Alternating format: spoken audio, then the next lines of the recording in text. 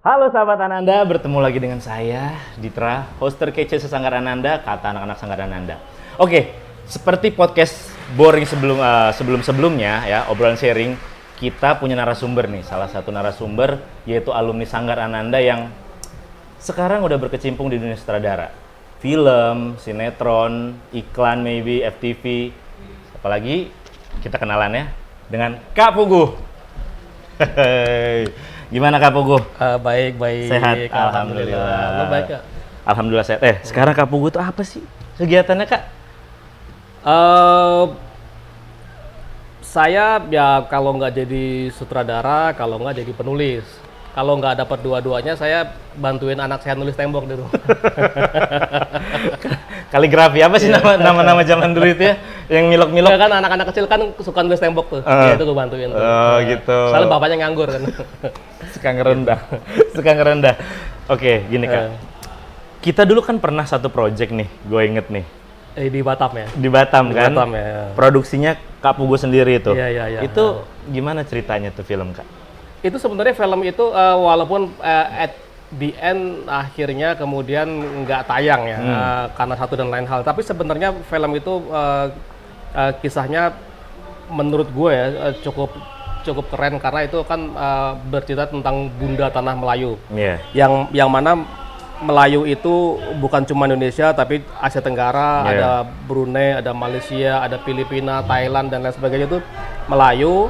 Nah, kita cuma pengen mencanangkan, pengen memberitahu pada dunia bahwa Indonesia lah Bunda Tanah Melayu sesungguhnya. Sebenarnya itu yang pengen gue jadi pada saat itulah.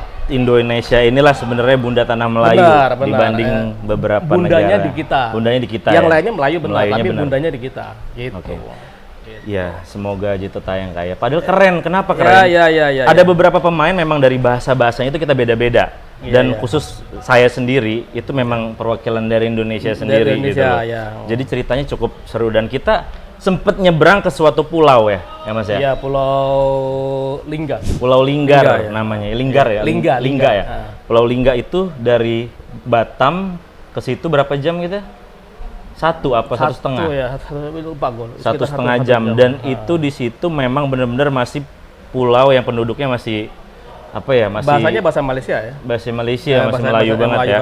Dan nggak bisa sembarangan di situ tempat. Iya. Nggak bisa asal ngomong. Terus ada satu momen di mana kita bisa ngelihat 3 pucuk gunung itu bisa barengan. Cuman ada momen tertentu, nggak semua orang bisa dapat.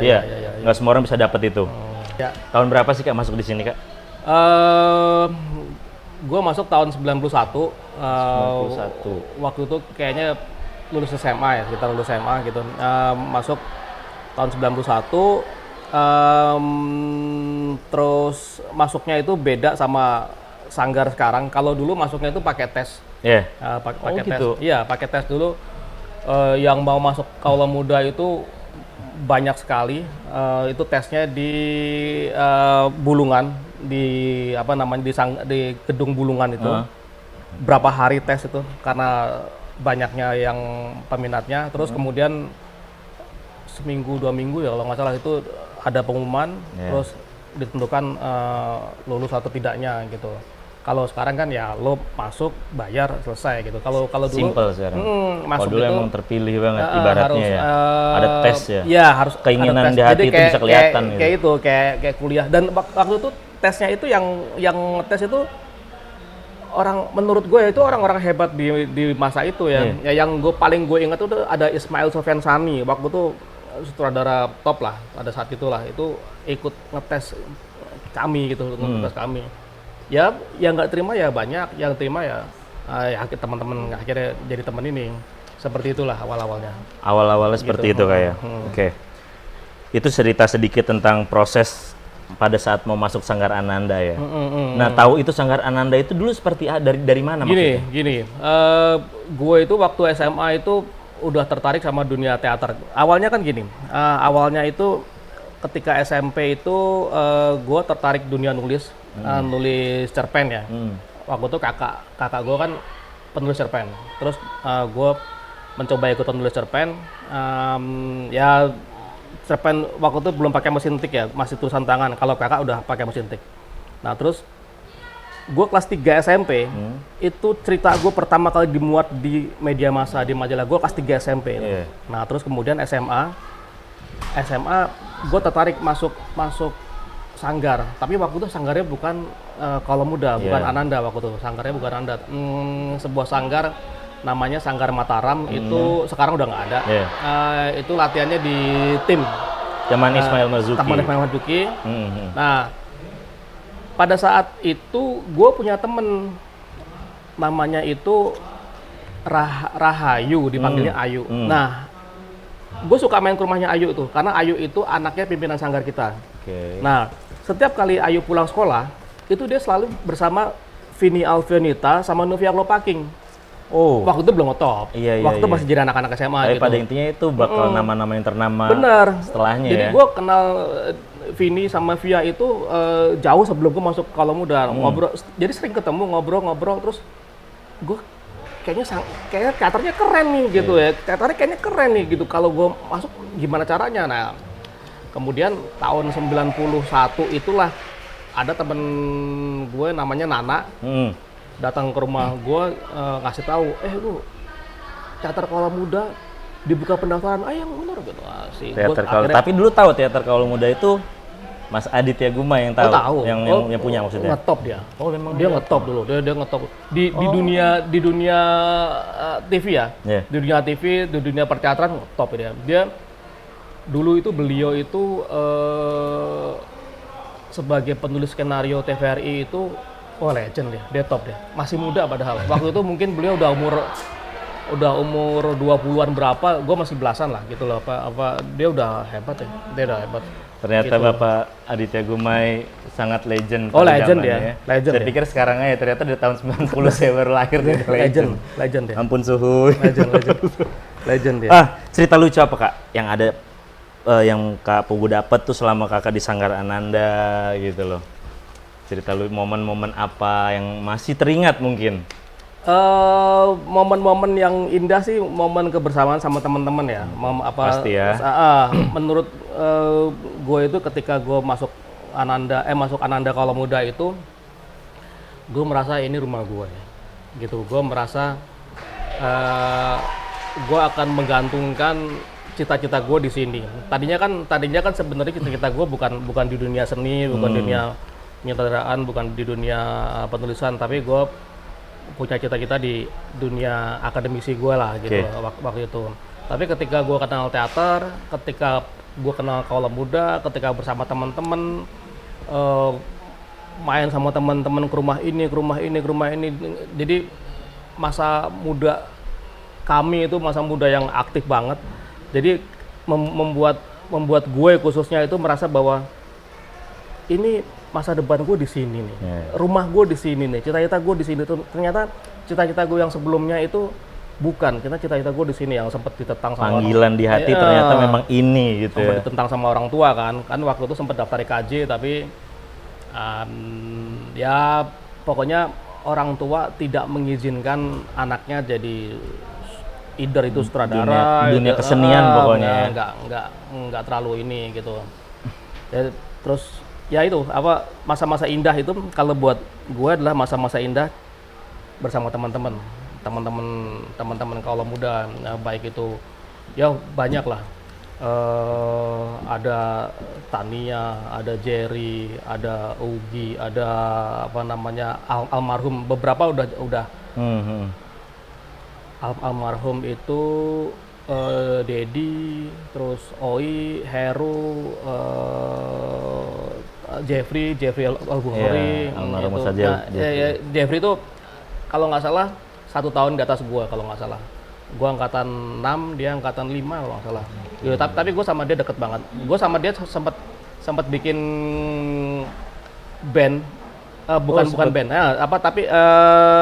jadi namanya 5E Acoustic. Jadi band kita band akustikan lah ya. Akustik. Nah, vokalisnya itu 3. Jeffrey, gue, sama si Bang Hengki. Bang Hengki itu sekarang jadi eksekutif produser di MNC Pictures.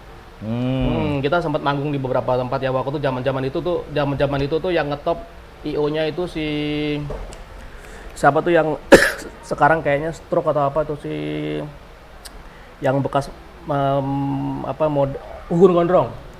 Gugun Gondrong, Gugun Gondrong itu IO-nya yang paling ngetop tuh dia. Ya sempat manggung di beberapa tempat lah, tapi nggak lama. Gua mungkin kayaknya kalau yang itu cuman setahun lah, kira-kira setahun. Ya gua masa-masa indah masih silaturahmi masih silaturahmi ya itu pahlawannya itu namanya Tania tuh yang ngumpulin kita semua.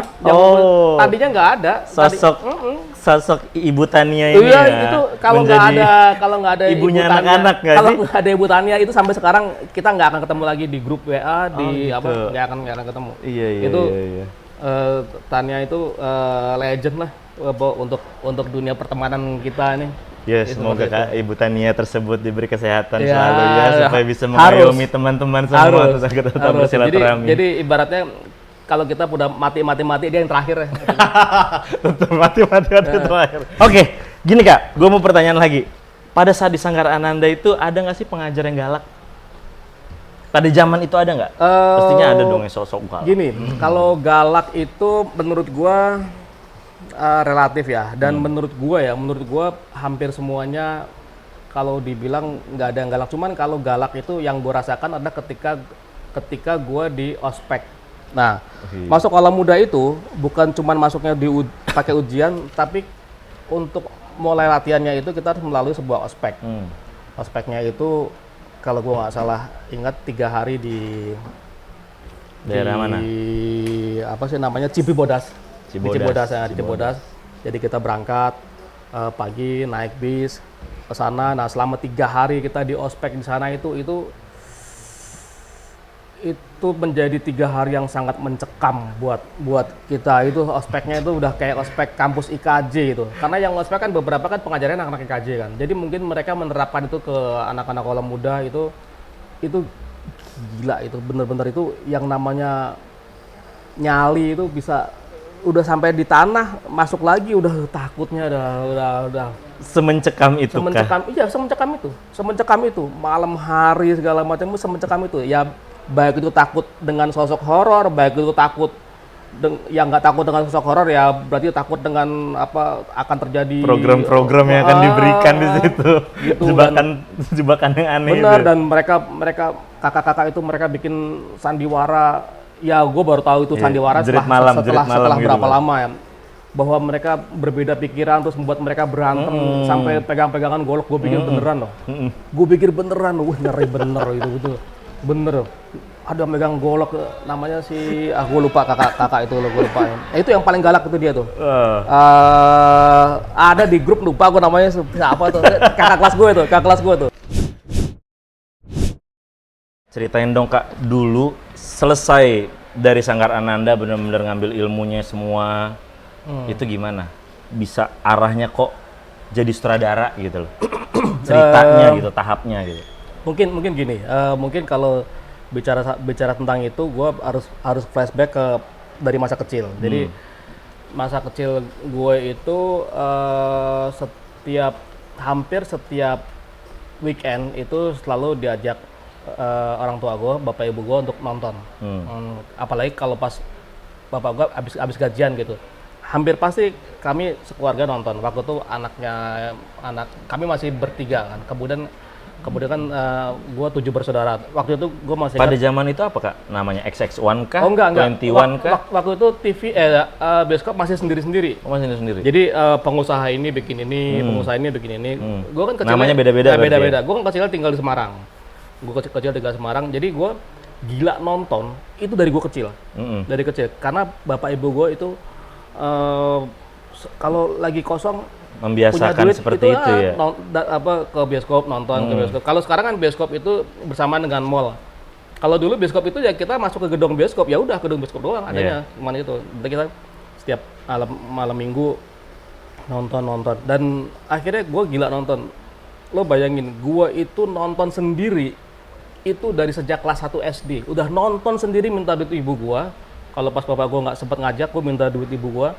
Gue berangkat ke bioskop, nonton sendiri dari gue kelas 1 SD. Sampai sekarang gue gila nonton. Nah, mungkin itu yang gue secara tidak sengaja terpatri di diri gue. Padahal pada saat itu gue nggak pengen jadi sutradara juga, enggak. Nah, dimulai dari tadi yang gue bilang, gue mulai nulis cerita segala Yeah. macam, terus gue nulis cerpen, terus kemudian ketika masuk sanggar, masuk teater, khususnya Kaula Muda ya, Yeah. gue mulai melihat skenario. Wah, kayaknya asik nih nulis skenario nih ya kan, asik nih nulis skenario. Cuman pada saat itu itu tidak gampang mencari guru skenario. Buku skenario aja nggak gampang. Kalau sekarang orang mau belajar skenario itu Tinggal beli kalau bukunya, cari atau di internet juga nggak bisa dibuka. usah, tinggal Oke. buka YouTube. Iya. Bagaimana Oh, nulis YouTube. skenario ada, siapapun Iya. ada. Gitu. Jadi sekarang itu tidak ada alasan buat anak muda sekarang untuk bodoh, nggak ada alasan. Tuh. Nggak ada Pesan nggak ada moralnya alasan. untuk saat ini nggak Benar. ada untuk anak muda itu jadi bodoh. Nggak ada, Karena nggak semuanya ada. lebih Semuanya mudah untuk ada. diakses. Semuanya Apapun ada. yang mau dipelajari itu gampang dicarinya. Semuanya ada. Udah nggak sesulit pada tahun Kak Pugu pada Nggak, saat itu. dulu tuh untuk cari gurunya itu susahnya minta ampun, dan pada akhirnya itu Tuhan itu mengirim sosok Aditya Gumai. Ya. Itu beneran. Jadi ketika gua susah mencari guru penulisan skenario dan lain sebagainya itu gue masuk Kaula Muda, tiba-tiba Mas Adit itu buka kelas penulisan skenario. Pada Yang- saat yang dibutuhkan, pada saat kita yang nyari apa dibutuhkan. yang kita perluin, Iya. dia tiba-tiba datang untuk menyediakan tempat Membuka yang dibutuhkan kelas tersebut. penulisan skenario. Gue masih ingat pada saat itu di kelas itu ada 50 orang yang masuk kelas penulisan skenario, dan Banyak, ya? yang jadi penulis skenario sampai sekarang cuma gue. Jadi 49 nggak jadi penulis skenario. Oh jadi gitu. Jadi 50 orang ikut latihan nulis skenario sama Sadit. Yang sampai sekarang masih nulis cuma pen gue ya. Yang masih nulis jadi penulis skenario. Karena gue passion gue tinggi banget. Jadi gue selalu menyebut bagaimana menjadi penulis skenario itu gue kalau ditanya gitu pasti gue nyebut beliau, nyebut Mas Adit, Aditya Gumai. karena dia berperan besar pada gue untuk Pada saat proses.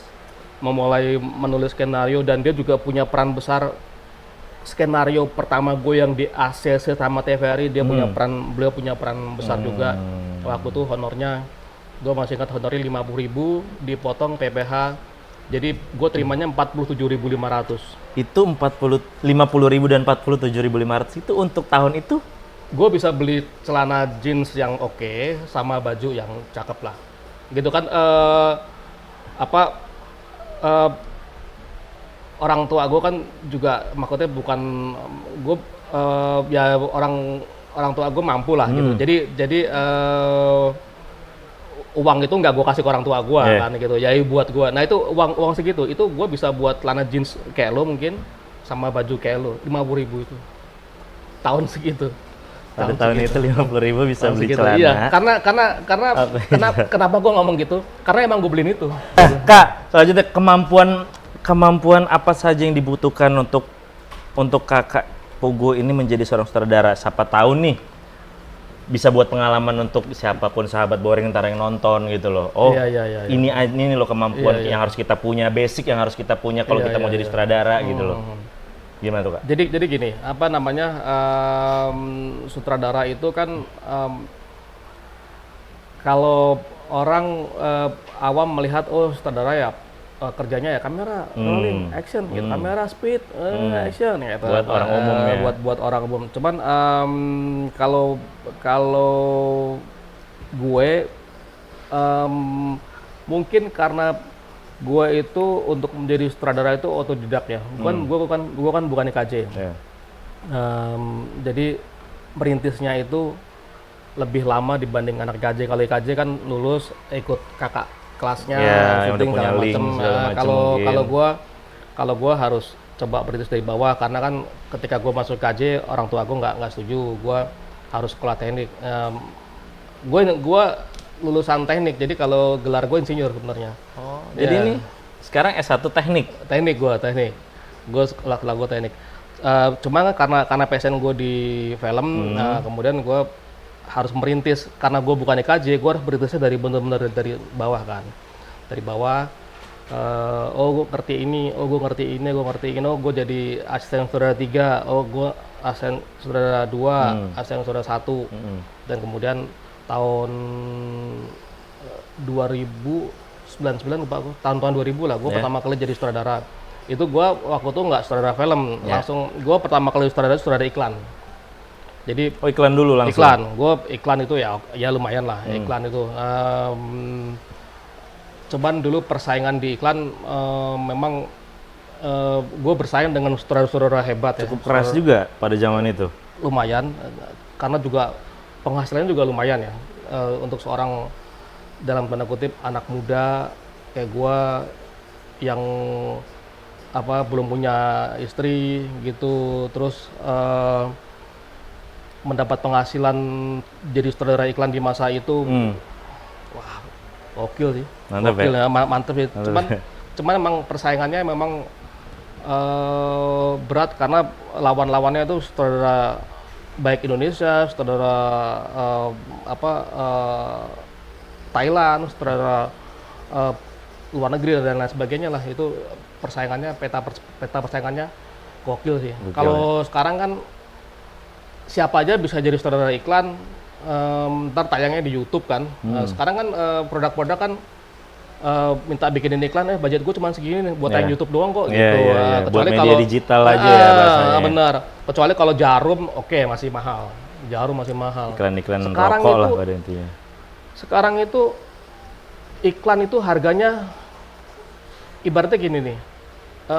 Ini belum lama ada yang nawarin gue iklan. Berapa budgetnya? Segini. Ya, dalam hati gue, nah itu mah honor gue dulu. Itu mah honor gue dulu jadi sutradara, tapi saya nggak ngomong ya. Tapi saya nggak ngomong gitu. Itu mah honor gue dulu, itu gila. Itu sekarang budgetnya fresh banget ya. Gue berasa sih. Apalagi ini ya.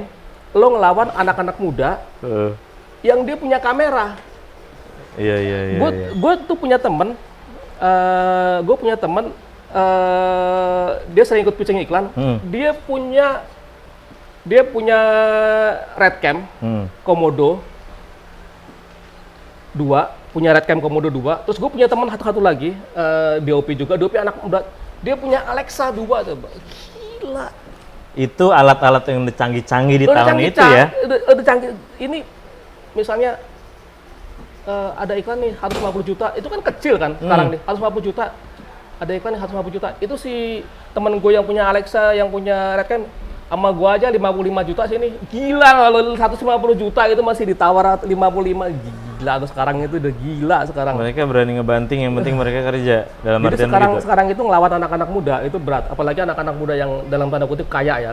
Mereka bisa dibeliin ayahnya. Mereka kayak mau cari pengalaman doang. Bener. Gak mikirin. Bener loh. Gak mikirin kita yang cari beras. Bener. Orang syuting aja, Om, gue ikut syuting Om, honornya terserah berapa, lo bayar kamera gue aja, gitu, bayar kamera gue aja, gitu, gue cuma pengen pengalaman aja. Gila kan, dia ngalahin para DOP yang nggak punya kamera kan. Iya. Gila itu. Mereka punya alat, tapi nggak punya skill ibaratnya lah ya. Jadi kalau gue sekarang mereka itu gue rangkul. Kalau ngelawan kalah gue. Kalau gue lawan kalah. Jadi mereka gue rangkul. Jadi gue ajak syuting ya gue ngambil keuntungannya, gue bayar dia nggak mahal, gue cuma bayar kameranya dia, gitu. Nah, gitu sih. Nah, kalau perjalanan menjadi sutradara gue mungkin beda dengan yang lain-lain. Dengan yang lain punya proses sendiri. Benar, punya cerita sendiri. Benar. Jadi gue nggak terlalu memperdulikan dulu ya. Gue nggak terlalu memperdulikan orang bahwa si ini hebatnya cepet ya, baru satu film udah cepet. Si ini, dan gue nggak peduli, kan semua orang punya jalannya sendiri ya. Punya suratan punya jalan sendiri bahwa gue lama baru jadi sutradara ya udah nggak apa-apa ya, gue nikmatin aja gitu, seperti gitu. Oke, simpelnya seperti itu. Terus artis paling keren menurut Kak Pugu di dalam negeri itu siapa sih? Ya si Reza baik apa sih artis nyebutnya? Iya. Tapi kan terbagi dua dong. Ada aktris sama aktor ya. Iya. Ini lebih ke artis berarti global. Ya kalau gue sih lebih masih ke Reza lah. Reza Rahardian. Masih ke Reza Rahardian. Menurut gue ibarat pemain gitar, dia tuh ngulik. Enggak banyak orang itu berani nge-explore ya. Mau ngulik itu nggak banyak. Tapi kalau dari karakter dia sendiri pribadi. Itu menurut gua dia kalau zaman gua kecil dulu ya si Pak Deddy Miswar kalau zaman gue kecil dulu gitu. Nah kalau yang ceweknya itu ya ceweknya sih kalau menurut gue sih merata ya, tapi gue Tara Basro juga suka sih. Tara Basro. Tara Basro juga suka sih. Tara Basro. Iya, Iya, iya. Pasti di film Pengabdi apa itu? Pengabdi Setan, emang dia kan temen deketnya si Joko ya. Dekan. Gitu. Ya gue nggak tahu apakah karena itu, tapi acting keren. Ya, ntar juga gue bakal jadi aktris yang terkeren kok. Siap, di mata lo. siap. Oke, pertanyaan gue selanjutnya nih Kak. Iya. Kan beberapa udah buat produksi film nih. Iya. Tantangannya apa tuh pada saat kita mau buat produksi film? Tantangan tersulit, terberat pada saat mau buat film deh. Setiap film itu unik ya. Setiap film itu unik. Unik itu artinya gini. Setiap film itu punya tantangan tersendiri. Film pertama gue tuh Cobokan. Cobokan itu film pertama dan film terbesar yang belum pernah gue buat sampai sekarang ini, belum pernah gue buat film sebesar itu. Ya mudah-mudahan akan lah. Ya. Amin. Gue belum bisa ngomong, tapi gue insya Allah akan bikin film yang secara besarnya lebih besar daripada Cobokan. Secara biayanya, secara macam-macamnya. Tapi sayangnya gue belum boleh ngomong sama produser gue ke siapapun. Gitu. Dalam kontrak gue ada tertulis bahwa gue nggak boleh ngomong sama. Film Cobokan itu punya kesulitan tersendiri karena film itu base-nya settingnya tahun 30, tahun 40. Lama banget ya? Tahun 40 dan berakhir di tahun sebelum 50. kita merdeka berarti kan? Sebelum merdeka. Kita masih namanya bukan Indonesia, masih Hindia Belanda namanya. Namanya masih Hindia Belanda. Terus kemudian sampai Indonesia merdeka, namanya udah Indonesia. Sampai kita agresi militer kedua, sampai kita merdeka lagi dari Belanda setelah konvensi Meja Bundar itu. Nah itu kesulitannya di situ. Nulis skenario-nya juga sulitnya,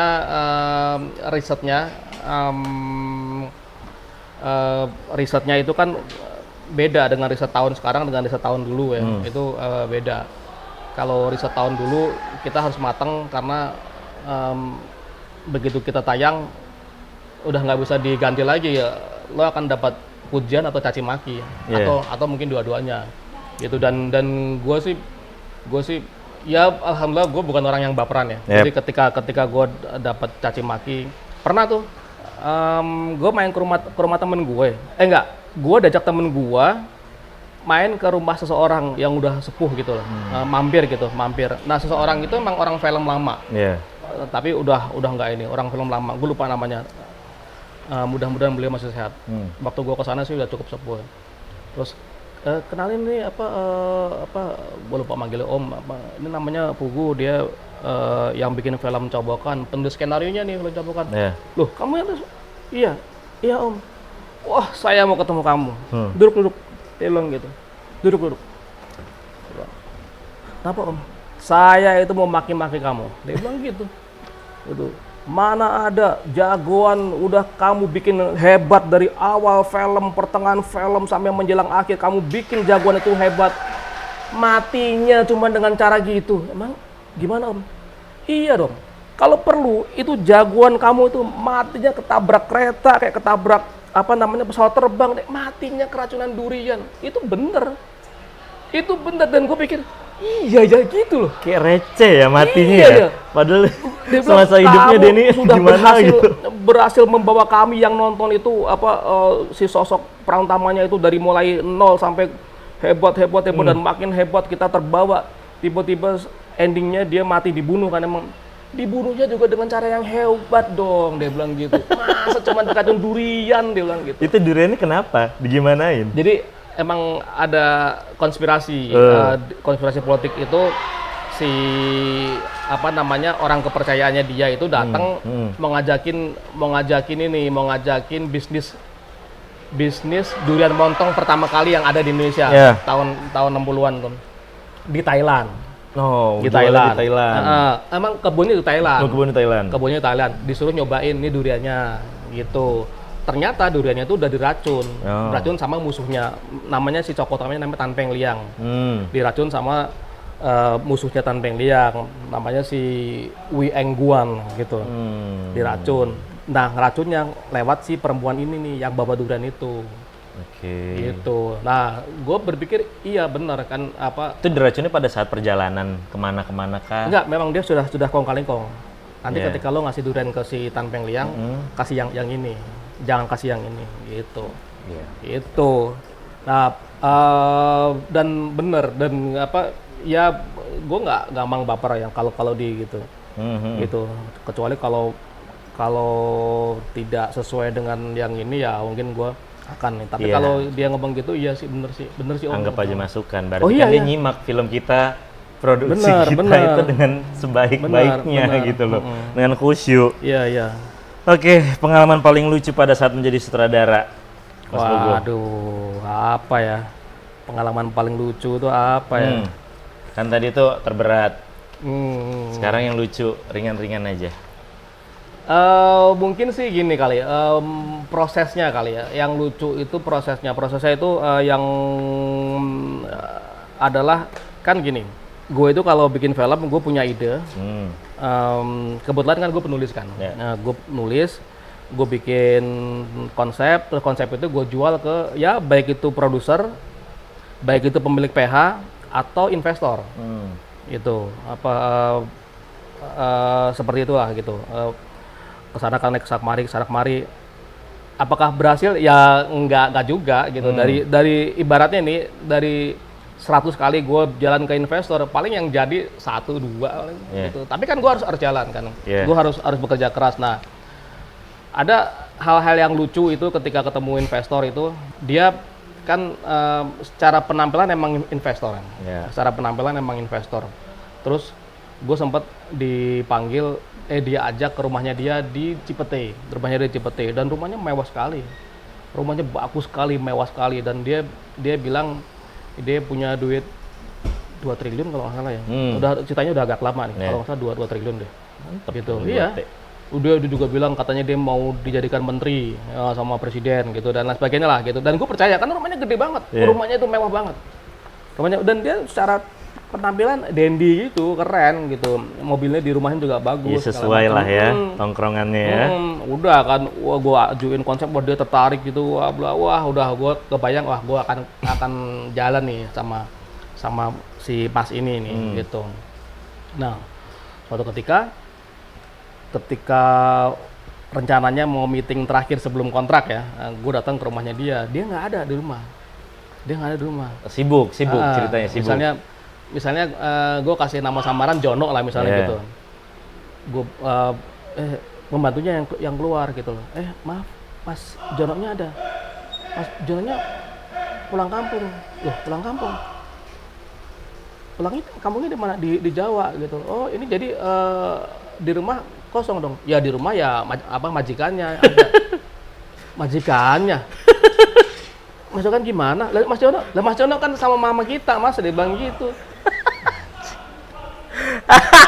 Ternyata beneran ada ya? Ternyata beneran Nah, ada ya? beneran kejadian. Orang gila kayak gitu beneran ada ya? Kejadian. Hah? Itu beneran kejadian.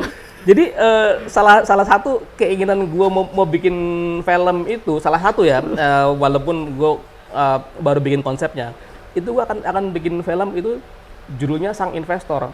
Karena gue banyak menemui jenis-jenis investor yang aneh-aneh, yang gokil deh. Gokil deh. Ada satu lagi nih kisah-kisah lucu. Ada calon investor gue. Ya gue dikenalin gitu. Wah, gue presentasi lah calon film gue, bla bla bla bla bla, gini udah. Terus terakhir itu orang ngajakin meeting di rumah gue. Ya udahlah, akhirnya datanglah ke rumah gue jamu kan, gue siapin makanan segala macam, makan malam gue siapin gitu.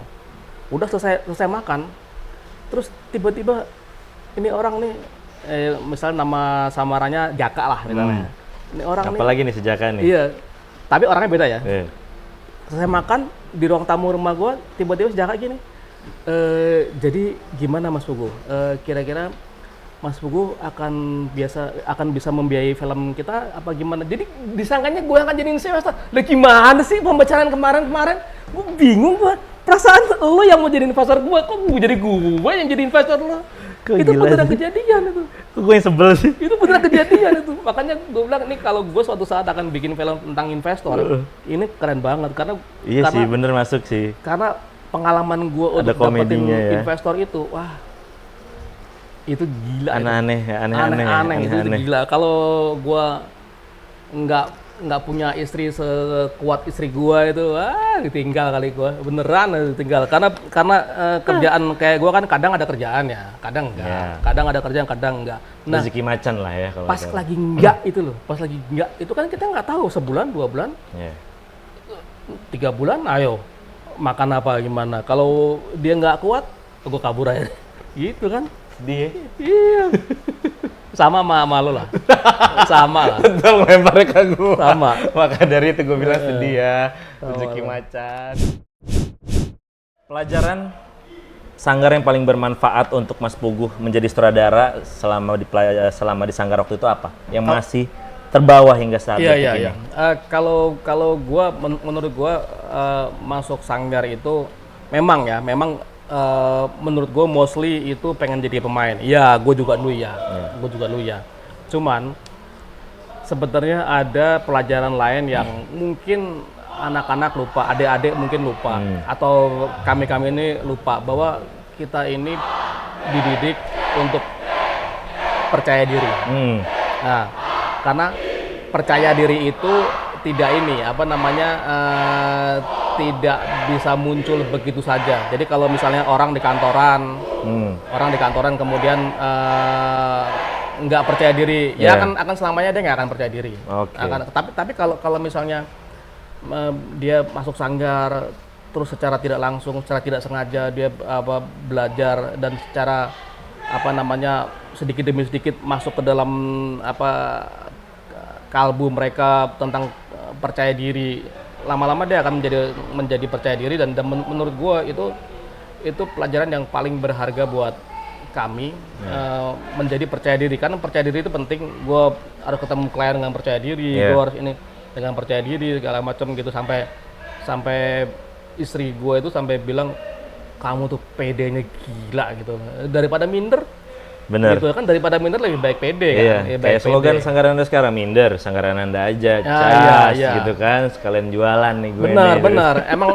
Emang benar. Jadi pada akhirnya nggak melulu jadi pemain juga, tapi lo bisa jadi apapun dengan modal kepercayaan diri lo. Kalau lo nggak percaya diri dalam berbisnis, lo nggak percaya diri, lo bikin acara kayak gini nggak percaya diri, ya susah. Karena dari percaya diri tersebut kita dapat menggali apa ya, jatuhnya membuka pikiran kita, jadi kita lebih mudah untuk nge-explore yang biasanya kita kaku, tiba-tiba kita jadi luas. Yang biasa kita malas, kita jadi aktif. Iya, benar.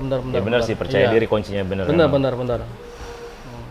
Pengalaman paling pahit yang Kak Puguh alamin selama menjadi sutradara?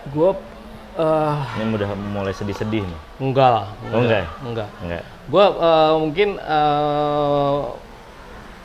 pengalaman paling pahit ketika gue jadi sutradara nggak pernah pahit, karena gue mencintai pekerjaan gue, menikmati. Gue sangat menikmati dan sangat mencintai, bahkan gue merasa bahwa ini bukan pekerjaan. Beneran, gue tanya sama istri gue. Gue itu tidak pernah merasa bekerja ketika gue ngetik. Gue tuh tidak pernah merasa bekerja ketika gue di lapangan nyutradarain, tidak pernah merasa itu bekerja, karena gue mencintai banget gitu, mencintai banget pekerjaan gue. Orang-orang belum sampai lokasi, gue orang pertama sampai lokasi, sutradara lo gue, gitu. Orang-orang belum bangun, gue orang yang bangun pertama kalau syuting luar kota gitu. Gue orang yang bangun pertama, gue orang sampai lokasi. Ya gue sih nggak jadi masalah, karena gue sangat menyukai. Nah, ada hal yang buat gue sedih. Ya ini berkaitan dengan investor juga. Gue tiba-tiba ingat waktu itu gue mau bikin film, gue judulnya Malaya. Malaya itu film Indonesia Malaysia. Malaya. Investornya itu almarhum Datuk Kadarsyah, wakil ketua UMNO. UMNO itu kalau di Indonesia Golkar lah. Golkar, partai besar. Partai besar. Dia wakil ketua, dia kaya raya di Malaysia. Kaya raya. Film musikal. Udah kita kemas selama berbulan-bulan, meeting sana kemari. Naga-naga film itu akan gagal itu nggak ada sama sekali. Karena si almarhum Dato itu semangat banget, luar biasa. Sampai pada akhirnya ketika di meeting yang terakhir itu tiba-tiba si Dato Kader Syah itu mengatakan bahwa Ayo tak nak lagi bikin film nih, bilang gitu. Tiba-tiba moodnya berubah. Tiba-tiba moodnya berubah. Gue juga nggak tahu. Gue tanya kenapa juga dia juga nggak bisa sebutin kenapa gitu. Besoknya coba diklarifikasi tetap nggak berubah. Itu tuh rasanya gue kayak sedih banget. Sedihnya gue sudah sangat memiliki cerita itu gitu. Cerita itu udah gue bikin dan lain sebagainya. Gue udah ngebayangin syutingnya. Syutingnya kan rencananya di Malaysia kan. Udah gue bayangin dan lain sebagainya. Gue sudah sangat memiliki, bahkan tokoh-tokohnya itu kayaknya gue udah deket banget sama, padahal belum ada orangnya. Gitu, baru casting lah. Itu sudah sangat deket banget, tiba-tiba glek gitu. Jadi patahin tengah jalan gitu. Patahin tengah jalan gitu. Ketika gue sampai rumah aja, gue cerita sama istri gue tuh berat banget untuk kita itu, bahwa at the end nih kita nggak percaya lah. Ya kayak gini lah. Kayak di prank lah kalau sekarang bahasanya kan. Di prank. Itu gue kecewa, sedih. Wah, cukup lama. Itu salah satu bagian dari investor itulah. Tapi itu berhubungan dengan film kan. Tapi kalau ketika jadi sutradara, sedihnya ya paling ketika misalnya kayak yang terakhir syuting film Lokananta ini. Kan syutingnya di Manado. Nah itu kan pas dimana cuaca itu sedang tidak bersahabat kan. Jadi 20 hari kami di sana itu hampir setengahnya lebih itu hujan. Hujannya cuaca, itu, hujannya itu bukan cuma hujan, entah itu habis hujan selesai ini enggak. Dari mulai kita berangkat dari hotel sampai lokasi syuting, sampai pulang lagi ke hotel itu hujannya terus nggak berhenti. Itu kira-kira setengah syutingan. Wah itu mungkin salah satu yang sedih, sampai akhirnya ada kejadian yang saya paksa syuting gitu. Waktu itu adegannya di laut, di hutan mangrove gitu. Udah deh gue di atas kapal. Gue bikin adegannya hujan deh gitu udah gitu. Dan akhirnya keluar dari skenario lah pada intinya. Keluar dari skenario ya. Sampai kapal gue tenggelam kan. Ada sempet gue kan sama DOP gue naik kapal kecil, si pemainnya ada kapal sedikit besar lah gitu. Nah kapalnya ini nggak berimbang gitu, tiba-tiba kebalik gini. Kebalik si DOP gue untuk megang kamera kan. Gue nahan kapal tuh, sini masih ada sisa lukanya nih. Oh itu kejadian pribadi? Iya, gue tukang kapal. Crash, iya. Tukang kapal gue sama DOP gue. Gitu, jadi pas gue mau ngeliat gambar gini, nggak kelihatan gambar gini, gue pindah ke tempat sini, miring, kebalik gini, jur gitu. Gue nahan kapal, si orang ini nahan juga, nah DOP gue jatuh ke laut, giniin kamera. Nyelamatin kamera. Ya. Ini 500 juta nih gitu kan, gitu. Setengah M. 5 juta nih. Terus 1, 2, 3 sambil terjun ke laut tuh akhirnya kapal itu bisa kita balikin lagi terus kita kuras gitu airnya. Gitu. Nah itu maksain syuting hujan tuh. Maka dari gitu. itu ya. Nah itu dalam setiap apa yang mau kita kerjain itu berdoa dulu sama Allah, minta dimudahkan. Benar. Karena kan kita sebagai manusia hanya bisa merencanakan. Benar. Kalau untuk kesuksesannya tetap restu dari Iya. Oke, pertanyaan terakhir nih Mas, kasih dong tips untuk anak-anak sanggar ataupun siapapun ntar sobat boring yang nonton podcast kita ini gitu loh. Iya. Apa ya sedikit tips-tips kalau dia mau jadi sutradara seperti Kak Puguh gitu loh, apapun. Kalau gue gini, buat anak adik-adik semua ya, kalau gue kuncinya adalah berjuang yang nggak kenal lelah. Menurut gue kuncinya itu. Jadi mau jadi apapun adik-adik, mau jadi pemain, mau jadi sutradara, mau jadi penulis, mau jadi apapun itu kuncinya cuma satu, berjuang nggak kenal lelah. Sekali kalian berjuang dan terus berjuang, itu pasti berhasil, pasti. Nggak mungkin nggak. Berapa kali saya ngomong kayak gini sama misalnya lagi ngajar skenario atau ngajar sutradara, saya pasti ngomong gini. Berjuang. Apakah berhasil? Pasti. Pegang omongan saya. Pasti berhasil. Nggak mungkin nggak. Iya. Ini saya itu ditakdirkan sebenarnya tidak punya bakat nulis yang baik. Kalau saya punya bakat nulis yang baik, dari kecil saya udah jadi penulis. Dari kecil banget, saya udah senang nulis. Saya baru mulai senang nulis itu SMP lah. Iya. Karena kakak gue ngetik segala macam, terus kebetulan gue hobi baca kan, gitu. Tapi kan gue baru minat nulis tuh ketika gue SMP, which is udah agak gede lah gitu. Karena keterbiasaan juga dari SD suka nonton itu kan? Iya. Terus kemudian kenapa jadi penulis skenario? Karena dulu ketika gue tahu skenario, mulai belajar skenario, itu yang gue lakukan adalah ngetik skenario. Padahal ya gue nggak tahu mau dijual kemana. Yep. Setiap hari buat gue ngetik, dulu aja karya. ngetik almarhum nyokap gue yang tahu. Gue setiap hari bangun tidur itu yang gue nyalain komputer ngetik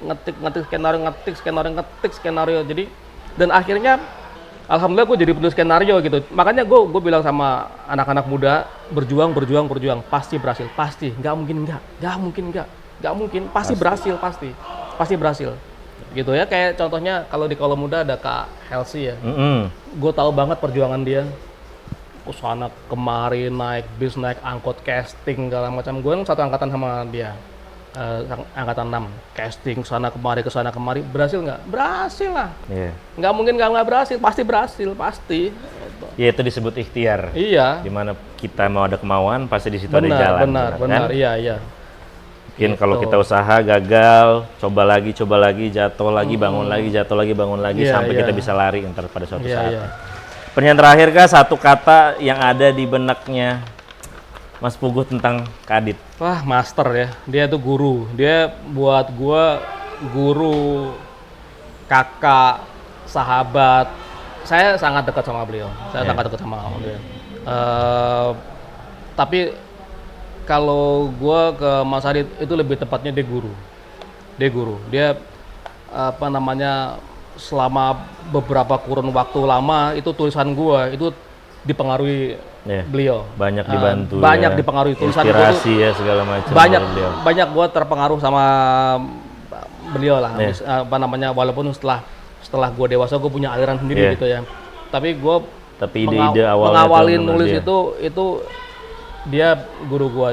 Dia itu kayak ibaratnya gini, kayak malaikat yang diutus sama Allah untuk ngebantu gua lah gitu. Niat lu ini gitu. Hajat Mas Puguh ini mau begini gitu loh. Di saat gua nyari penulis skenario guru penulis skenario yang susahnya minta ampun pada zaman itu tiba-tiba datang dong sosok orang kayak dia ini buka penulisan skenario itu kayak gua di padang pasir itu dapat ketemu satu aqua. Iya gitu.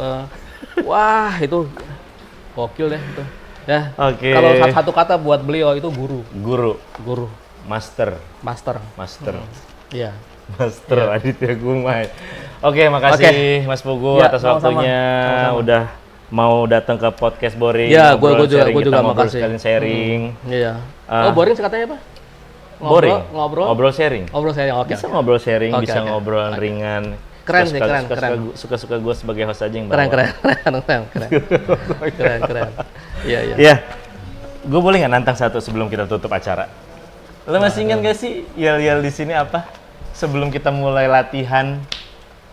Wah, yang gue inget cuma lagu Kaulah Muda. Lagu Kaulah Muda. Yang gue inget. Gimana sih lagu Kaulah Muda? Lilin kecil. Oh, lilin kecil. Coba nyanyiin agak keras dong. Nyanyiin agak keras. Enggak kalau ketawa. Gue biasanya kalau nyanyi harus ada drum. Oh, harus ada drum. Bukan gitar ya, drum. Jadi lilin kecil ya? Iya, lilin kecil. Oke, yaudah siap Mas Puguh. Kalau emang nggak bisa nyanyi, nggak usah nyanyi. Iya. Udah dia. Makasih ada waktunya. Oke. Semoga sehat selalu dan sukses buat karirnya. Jangan lupa kalau buat film. Makasih. Gue diajak. Iya. Oke, sahabat Boring. Disinilah akhir kita bertemu. Semoga kita bertemu di podcast selanjutnya dengan narasumber-narasumber yang keren-keren. Dan sehat selalu. Bye. Thank you.